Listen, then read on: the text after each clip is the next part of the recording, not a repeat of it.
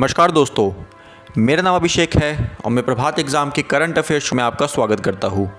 इस श्रृंखला में हम प्रतियोगी परीक्षा के दृष्टिकोण से दिन के महत्वपूर्ण वर्तमान मामलों को कवर करते हैं। हम विभिन्न समाचार पत्रों और वेब पोर्टलों से महत्वपूर्ण समाचारों को कवर करते हैं। इस करंट अफेयर शो को देखने के बाद आपको किसी भी न्यूज़ पोर्टल पर जाने की या न्यूज़पेपर पढ़ने की आवश्यकता नहीं है। तो चलिए शुरुआत करते हैं आज की वीडियो से।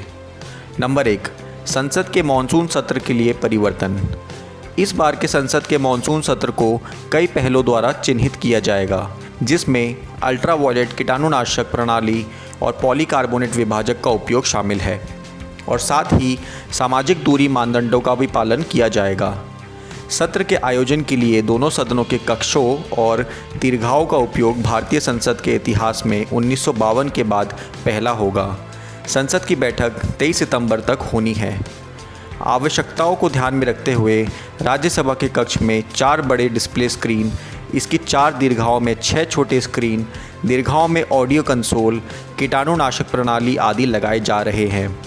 साथ ही ऑडियो विजुअल सिग्नल के प्रसारण के लिए दोनों सदनों को जोड़ने वाले विशेष केबल और पॉलीकार्बोनेट शीट को सदन के कक्ष से आधिकारिक गैलरी को अलग करने का इंतज़ाम भी किया जा रहा है। राज्यसभा के सभापति एम वेंकैया नायडू और लोकसभा अध्यक्ष ओम बिरला ने मानसून सत्र आयोजित करने के विभिन्न विकल्पों की विस्तृत जांच के बाद 17 जुलाई को एक बैठक की थी। उन्होंने फैसला किया कि प्रचलित प्रतिबंधों के तहत सत्र के संचालन के लिए दोनों सदनों के कक्षों और दीर्घाओं का उपयोग किया जाएगा।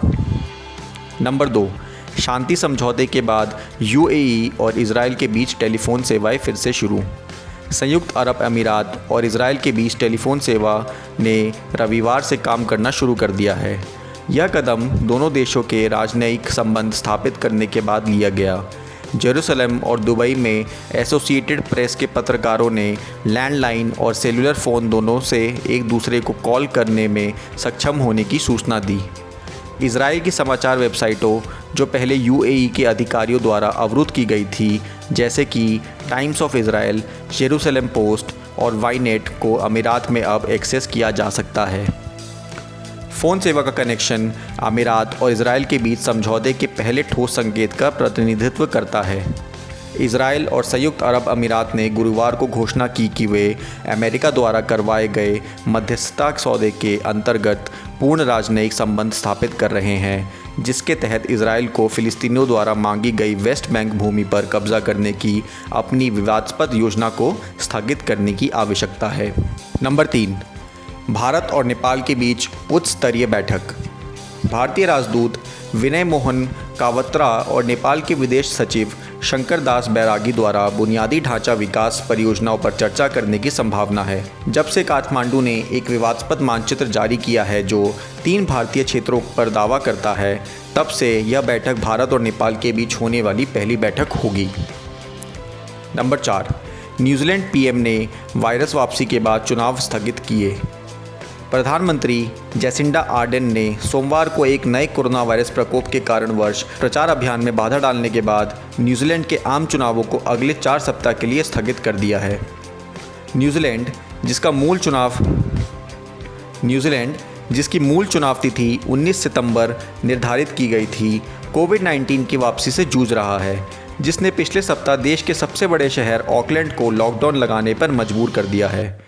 गौरतलब है कि देश में पिछले 102 दिनों तक कोविड का कोई भी सामुदायिक प्रसारण का केस सामने नहीं आया था। दोस्तों, अब समय आ गया है आज के सवाल का। आज का सवाल है कि राज्यसभा में कुल कितनी सीटें हैं। आपके ऑप्शन हैं 245, 250, 255 या 260। आप अपने जवाब हमें नीचे दिए गए कमेंट सेक्शन में बताएं। हम इस पर कल की वीडियो में चर्चा करेंगे। दोस्तों, कल हमने आपसे पूछा था कि आरबीआई के तत्कालीन गवर्नर कौन है। इसका सही उत्तर है ऑप्शन डी, शक्तिकांता दास। आप में से उनको बधाई जिन्हें सही उत्तर मिले। आज की वीडियो में बस इतना ही। ऐसी और वीडियो के लिए हमसे जुड़े रहे और वीडियो को लाइक और शेयर करना ना भूले और अंत में चैनल को सब्सक्राइब ज़रूर कर दें। धन्यवाद।